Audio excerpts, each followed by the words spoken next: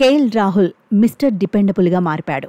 ఇంగ్లాండ్తో test సిరీస్లో పరుగుల పండుగ చేసుకుంటున్నాడు. సీనియర్లు రోహిత్, కోహ్లీ లేని జట్టులో కీలకంగా నిలుస్తున్నాడు. ఓపెనర్గా తనదైన ముద్ర వేస్తున్నాడు. రోహిత్ రిటైర్మెంట్తో ఓపెనర్గా వచ్చిన అవకాశాన్ని వినియోగించుకుంటున్నాడు.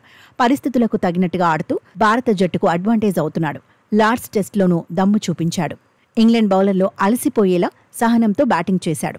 సిరీస్లో 2వ సెంచరీని నమోదు చేశాడు. లార్డ్స్లో మొత్తంగా 177 బంతులు ఎదుర్కొన్న రాహుల్ సరిగ్గా 100 పరుగులే చేశాడు.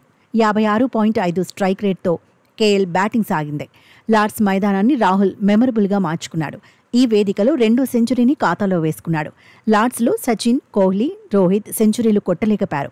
కానీ రాహుల్ మాత్రం లార్డ్స్లోనే 2వ టెస్టు సెంచరీని ఖాతాలో వేసుకున్నాడు. తొలిసారి 2021లో ప్రతిష్టాత్మక గ్రౌండ్లో శతకం సాధించాడు. 4 ఏళ్ల క్రితం రాహుల్ 129 పరుగులు కొట్టాడు. ఇప్పుడు మళ్లీ లార్డ్స్లో సెంచరీ ఫీట్ను రిపీట్ చేశాడు. అంతేకాదు ఇంగ్లాండ్లో అరుదైన ఘనతను అందుకున్నాడు. లార్డ్స్లో ఎక్కువ సెంచరీలు కొట్టిన భారత ప్లేయర్ల జాబితాలో 2వ స్థానంలో నిలిచాడు. వెంగ్సర్కర్ 3 సెంచరీలు కొట్టగా రాహుల్ 2 సెంచరీలు సాధించాడు. 2018 నుంచి ఇంగ్లాండ్లో ఓపెనర్గా ఎక్కువ సెంచరీలు కొట్టిన ఆటగాడు కూడా రాహులే. ఓపెనర్గా ఇంగ్లాండ్లో రాహుల్ 4 సెంచరీలు సాధించాడు. 3 సెంచరీలతో బెన్ డకెట్ 2వ స్థానంలో ఉన్నాడు.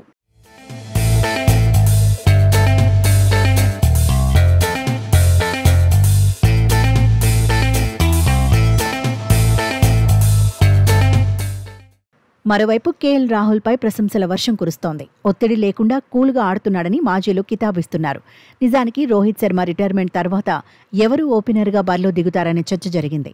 ఓపెనర్గా శుభ్మన్ గిల్ ఆడాలని కొందరు, సాయి సుదర్శన్ను బరిలో దింపాలని మరికొందరు వాదించారు. అభిమన్యు ఈశ్వరన్ పేరు కూడా రేసులో వినిపించింది. అయితే ఇంగ్లాండ్తో టెస్ట్ సిరీస్కు ముందు జరిగిన అనఫిషియల్ మ్యాచ్లో రాహుల్ ఇరగదీశాడు. సెంచరీ కొట్టి ఓపెనింగ్ స్లాట్ తనదేనని చెప్పేశాడు. ఆ తర్వాత తొలి మ్యాచ్లోనే సెంచరీ సాధించాడు. ఇప్పుడు 3వ మ్యాచ్లోనూ శతకం బాదాడు. ఒకప్పుడు 3 ఫార్మాట్లలోనూ రాహుల్ ఓపెనర్గానే బరిలో దిగాడు. కానీ పూర్ ఫామ్, గాయాలతో ఇబ్బంది పడ్డాడు. జట్టులో ఉండేందుకు బ్యాటింగ్ ఆర్డర్లో వెనక్కి తగ్గాల్సి వచ్చింది. వికెట్ కీపర్గానూ సేవలు అందించాల్సి వచ్చింది. ఒకప్పుడు ఫ్యూచర్ కెప్టెన్గానూ ప్రశంసలు అందుకున్నాడు. కానీ తర్వాత సీన్ మారిపోయింది.